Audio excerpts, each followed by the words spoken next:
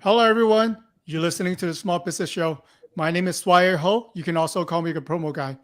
My guest today is Herbs Cogliano from Scaling Aspire Growth Advisors.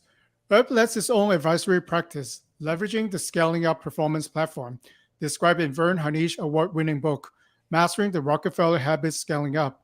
As a business coach, experienced CEO scaling up practitioner, and professional of scaling up mastering business course, Herb has learned firsthand what it takes to overcome many business challenges. Herb is pursuing his passion of working with leaders and growth company to achieve more freedom by helping them create industry-leading strategy, a culture of accountability, flawless execution, along with a healthy cash flow within the inner organization. How you doing, Herb? Swire, I am wonderful. Thank you for having me here today, and I look forward to sharing hopefully some helpful insights to you and your small business show listener audience. From your bio, it speaks everything to me. It seems like you can help with every step of the way for a small business owner. But before we start, I'd love to find out more about what makes you get into coaching business for scaling up. Is it something that happens along with your own personal business? Can you share a little bit about that? Yeah, Swire, I think like yourself and many other small, medium company business owners, you get into the business because you had a passion or a love to do something, whether it's landscaping or marketing or engineering. You want to help and you want to make a difference. But as we got into that journey, our family was in the employment business in education, getting people jobs or helping them train for a better job. And during that journey, you're doing what you love, but then you start adding more employees and more clients and more services and more locations. And what began as something simple and wonderful started to become more complex and challenging. So, my work in scaling up was really around helping people understand the frameworks that come along with getting to the next level of growth, a place you've never been at before, and making something very complex seem much simpler and easier to navigate. So you could scale impact, but reduce the drama of driving the business to that next new level. Yeah, I really love that, right? But especially, let's assume you start a small business, right? You have initial success, business are coming in, right? You think about growing, expanding, so you hire an employee, or maybe you rent out an office, or maybe you invest in a truck vehicle, whatever that it is. Then you realize that you kind of step into something more complex. You know nothing about. Maybe you just wanted to start a bakery, but now you have a lot of business come in, or maybe you have a online business. Now all those start to come in. Then what do you do? So by talking to the right expert, it could save you years, if not tens Yeah. of years, by just pointing you to the right. There are simple tools out there that can actually help you do complex ideas. Well, and think about it once what one began as the dream of the entrepreneur can turn into a nightmare. And if you think about with our story, being in business as many years as we were, you go through different types of challenges. One year you hit a recession and your business declines 10, 20, 30%. Mhm. Another period of years you get plateaued and your business hasn't grown at all. You stay the same revenue year after year after year. Or maybe you have one great year, maybe two, but you can't have two, three, four great years in a row. And these different challenges are very frustrating for the owner that would like to learn how to create a winning strategy, an amazing team, and get continuous year over year profitable growth. And that's what we try and help people work through. Yeah, it's speaking of a small business entrepreneur, like sometimes we are getting success or we're getting kind of on a roll, right? So we wanted to scale up, but those are the actual time. It happens almost every time that you didn't go the way that you planned it. But then when you get discouraged, things start to turn around and then you see start grow again. So wanted to ask you a follow-up question. And you mentioned in your notes that there are three barriers that holding you back for scaling up. Can you touch on those and how can we avoid or to solve those barriers? Yeah, I think one of the biggest initial barriers is leadership succession. You started the company, you have maybe 8 to 12 or 20 employees, you know everybody's name, you make the majority of all the decisions, and the business runs pretty well. But now you're at 25 to 50 plus employees, but you still can't know everyone's name, every position, and you definitely don't have the time to make every decision.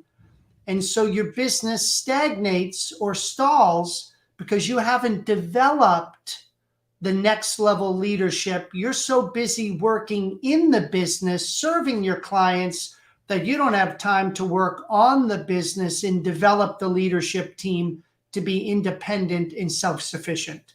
So that is the first barrier, leadership succession. The second barrier is scalable infrastructure. I mentioned earlier, your business is adding more products, more locations, more customer types, more employees.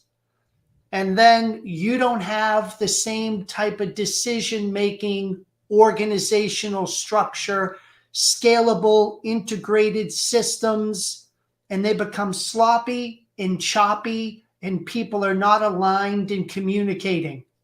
And that causes things to be real messy and a lot of drama. The third final barrier is dealing with market dynamics. You have a great product, you go to market, you're making money, but next thing you know, things change. There's a new competitor, a new technology.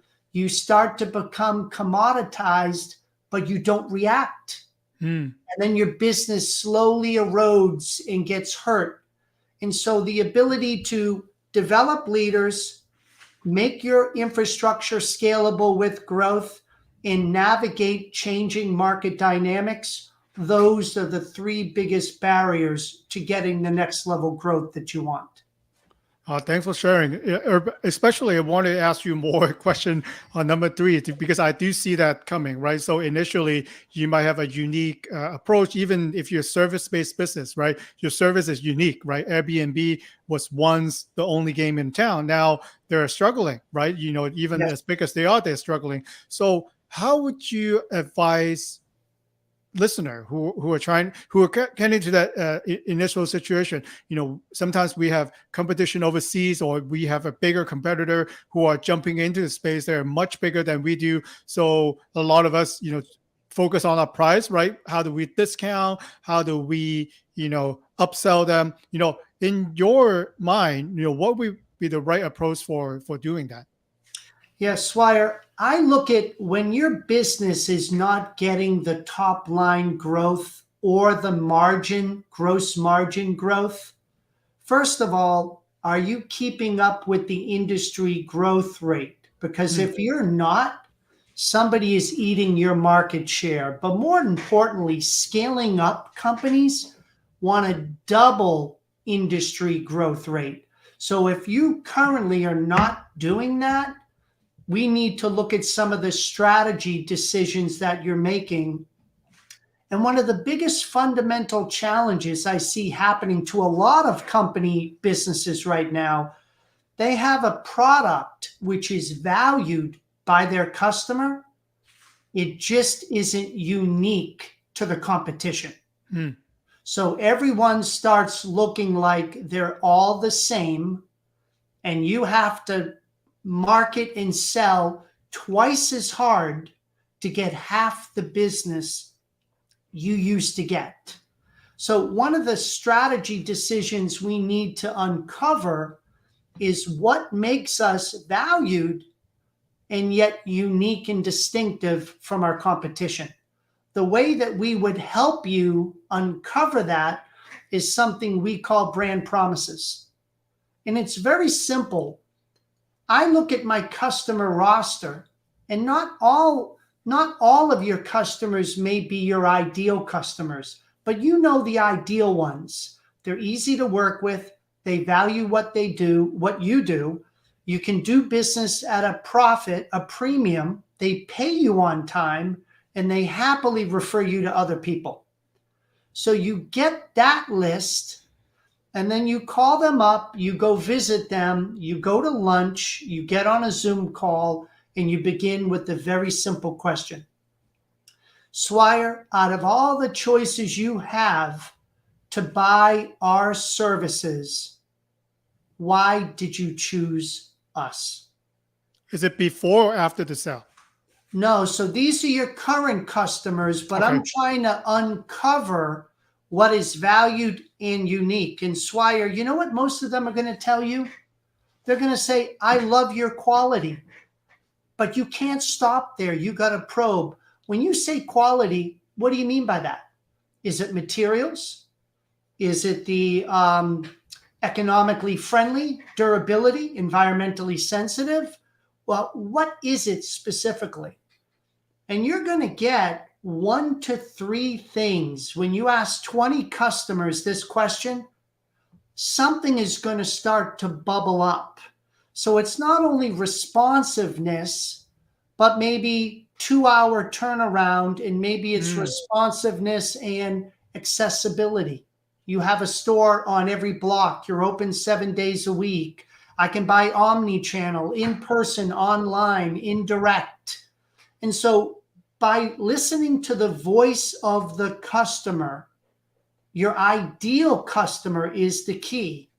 That can help you uncover the valued and the unique. And that's important to crafting the right go-to-market message so that your sales and your marketing can be that more effective and compelling. That's a very important point, and I have so many follow-up questions with that. First of all, if I am able to do it, the best way you would say is in person, right? So, but if you are unable to, do you suggest us to jump on like a Zoom call, like a virtual call, or do you want us to do it over the phone?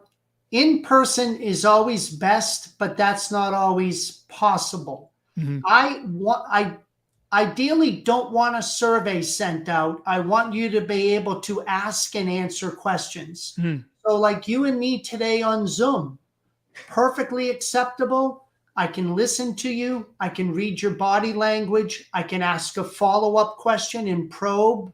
That's ultimately what you want to do to get to the bottom of it. Mm-hmm. The number one mistake I see people make, they don't want to do the calls, and they internalize, I've been in the business 20 years.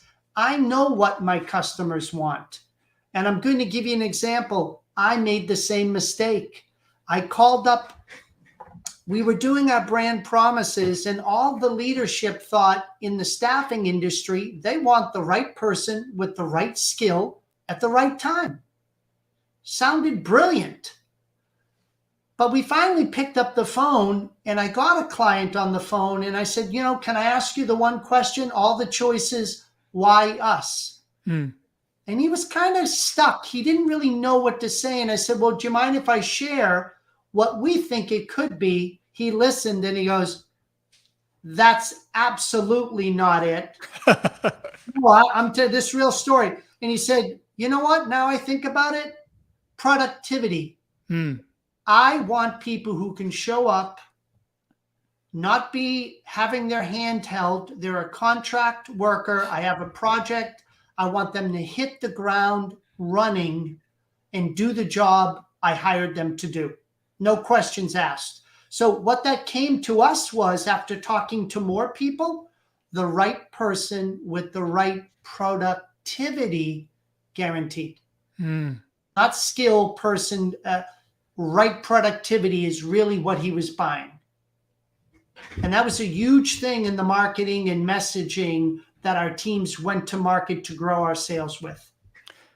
Yeah, while you're talking, my head is spinning right now. Like, what can I do to my current customer? Because I do, but not on all client. And I think sometime as a small business professional, it might be a scary call to make Sure. because when you ask them, they might tell you more than you are willing to hear, or maybe they will, say something that, I wish you might email me faster, or provide faster services. So you might hear some feedback too. Yeah. So I think that's the reason why some of us might not want to make that call, because you don't know what to expect. If you open the door, then you might let something out that be unexpected. But I do see the value, especially like in your example. You thought that we are this, and that, but in the customer mind, we don't see you as that. We're seeing you as this, type of value proposition. That's why we buy from you, especially if you have a repeat customer who buy from you all the time. You better call them, and maybe what you think you are is different than what they think of you. So yeah, definitely a great point. And how long do you think that conversation should be? Like, I don't want to waste the time and stop their workday. Maybe even like a 5-10 minutes call would be sufficient, right? I don't think the call takes long at all. If you have that very simple first question, and then you probe to help them really clarify what they mean by their initial answer. That Mm, can take 10 or 15 minutes. And I've had clients that just wanted to tell me even more, and it could take 30 minutes to 40 minutes. But it normally shouldn't take a lot longer than that. And Swire, it is not a sales call. mm, yeah. I'm not asking them for more business and, when's your next order coming out? I'm really being thoughtful and selfish for them to understand what we do that's really unique and valued. Yeah. So basically, the question would be, thank you for the order, or thank you for the relationship. If I could ask you, what makes you decided to order from us with all the choices that you have? Can you tell us more about that? That basically is the question, and That's you simple. listen. Yes. Yeah, because I go to different places, big, small business, and they send me a survey. And there's a bunch of dots, like 50 dots sometimes. And I just, at the end, I got numb, and, I just click whatever and then hit submit. So it doesn't really help you anyway. But depending on how many clients that you have, right? Obviously, there are, client companies that have a lot more client, or maybe a service professional, you're only servicing 10 clients, right? So Yeah. these are information that you're going to have. And before you decided on the marketing campaign, these information are actually way better. I know company that will pay other consulting company millions of dollars just to put in that data for them. Then you can actually do it for yourself. People know that you care for them. So in the customer retention piece, I think that would be important as well, because now there's actually a person care enough to call you after the sell. I can recall for the past 2 years that never been done to me before. Anything, large or small business. Hmm. Well, the only thing that's worse is not making the call, losing a good customer, and not knowing why, Hmm. because you didn't take the time to speak with them about what's really valued and why are you really unique to your competition. I think as CEOs, we sometimes get so busy with the other parts of our company, finance, IT, HR, marketing, that we get insulated and we're not talking to our customers enough. And CEOs, the business owner, is number one in charge of strategy decisions for your company. And how can you make a good strategy decision if you've never talked to a customer? So, having that as a real part of your work, whether you call your major accounts every 6 months, 4 times a year, the top 20% of the people that work with your company, you need that type of business meeting rhythm to stay current, because Swire, you and I know what you value today, you may not value the same way next year. I mean, Mhm. look at FedEx. They were doing next day by, what was it, 2 o'clock? And then within 12 to 24 months, then it was next day by 10 a.m. And so it's evolving and changing, and you need to constantly be asking those valuable questions to your most valued clients. Yeah, I can recall things like that. I go to a lot of different conferences, to speak to our supplier. It's always overpromised. They wow me with, the things that they have, promises that they do. And just so happen, one of those suppliers, we are in need of the service, right? We've been trying to call them since last week and no one respond. It's a simple request. And, I'm just frustrated. And it kind of tell me, what we're going to be experiencing, right? If we do work together. So I think a little things, and as you know, there's a lot of touch point too. Maybe you impress them at the trade show, maybe you impress them at your presentation, but all your channels got to be committed. The value that you propose to them needs to be solidified and needs to be verified too. Because if they think that you're eco-friendly, but then when you send them packages, you wrap in 7 layers of plastic, then how would that do to your brand's value? So I gave me a lot to think about. Wow. I think this is a game changing episode for me. Yeah. Well, thank you. Thank you, Swire. So talk to us more about, building a business that purpose with the value. I know that a lot of us are wanted to focus on what the trend is doing right now, but as to stand out, should we fine tune our value or should we keep changing our value as we go along? Like, what is your thought on that, on company values? Yeah. If you think of Jim Collins' good work on Good to Great in building your company's vision, it talked about things that were timeless or unchanging, and they talk about the things that would be changing over time. Mm-hmm. So one of those important concepts of things that are not changing are your values in your purpose. And what I find is each of us as individuals, from ever since we were a child, have certain things that we value, whether it's integrity, hard work, creativity, whatever these things would be. But when you bring a group of people together building a company, you have a lot of diversity, but what we want to do is screen in the few values that we all can share. And that is not easy if, number one, you haven't clarified them up front, and number two, you're not interviewing and hiring people to screen in whether or not they share that with you.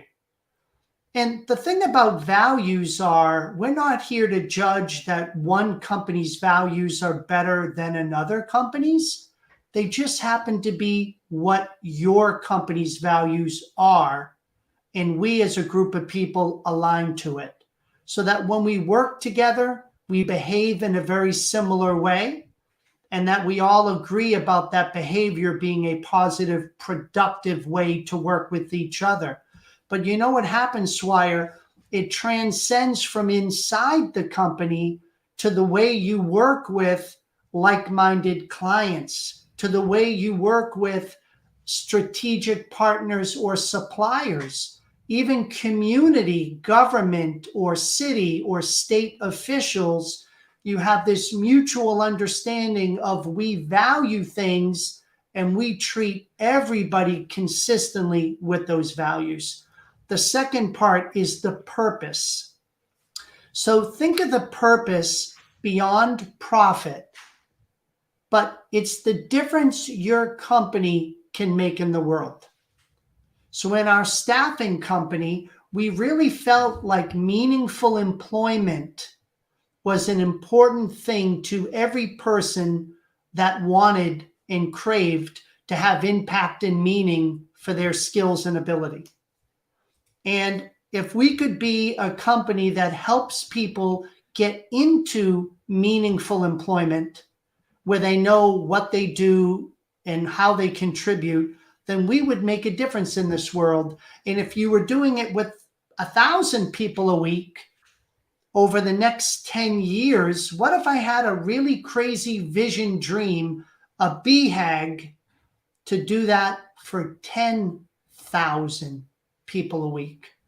I could scale my impact, and what a ripple effect that would have on my community, on their families, on our tax base.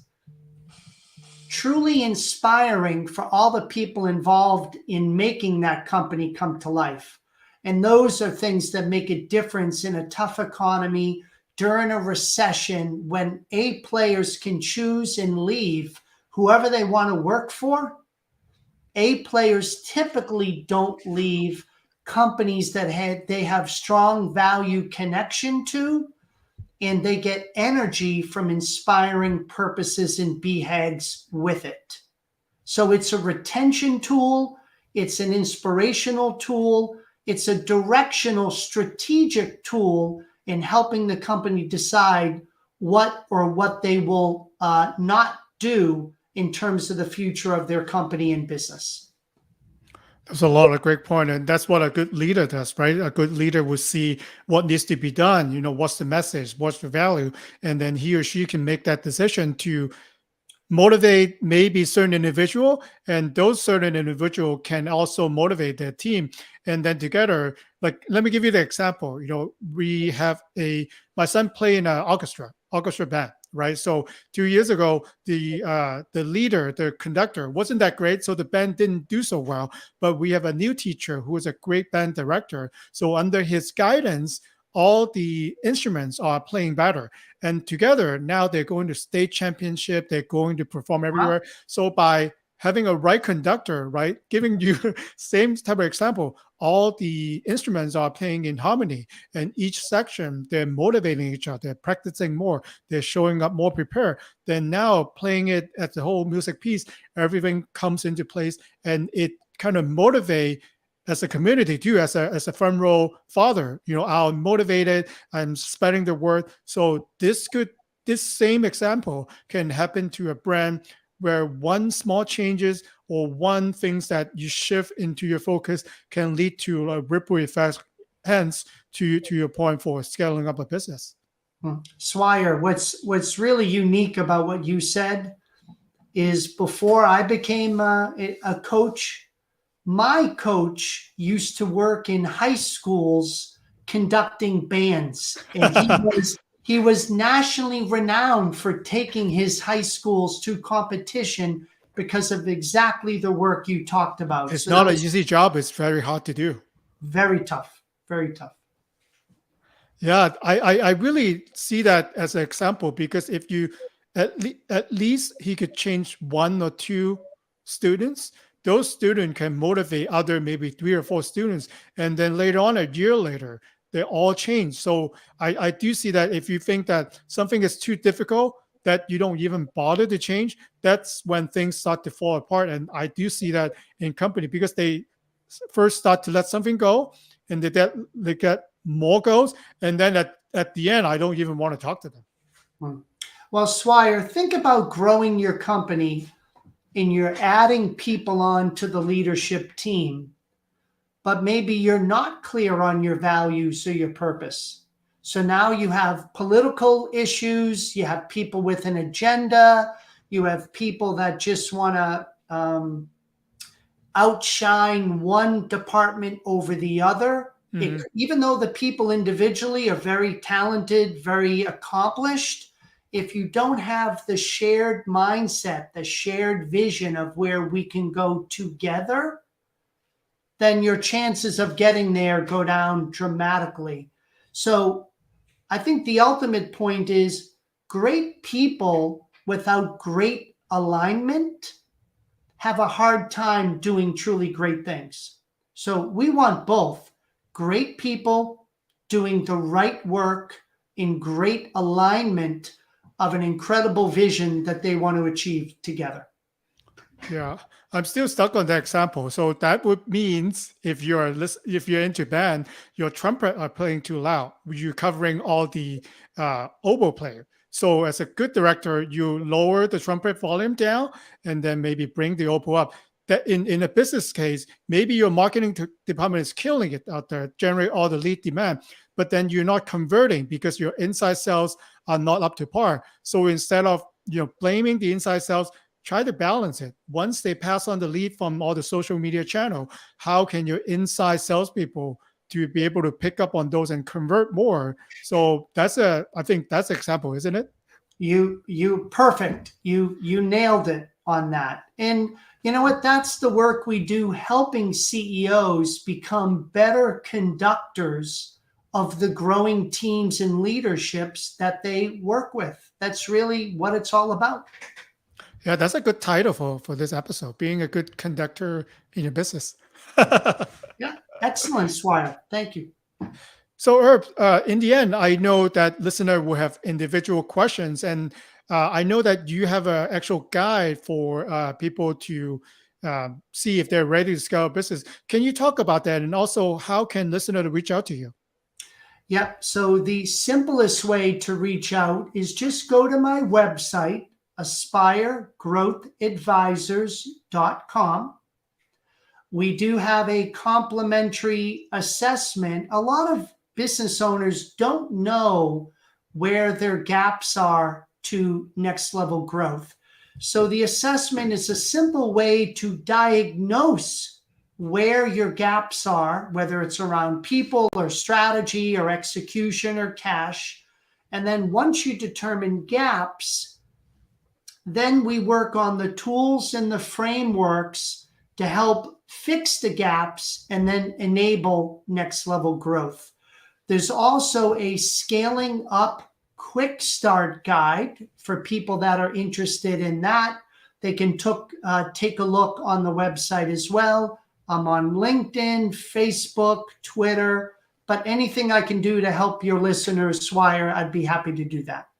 Thank you, Irv. I'll put the link on the show notes. So if you guys wondering, where you can find a guide, I'll put that on the show note. Irv, thank you so much for coming on the show today. You gave me some homework that I need to do, and I think those are things that I should do more and more often. My pleasure, and good day to you and the listeners. I had a great time. Very Thank you. appreciated.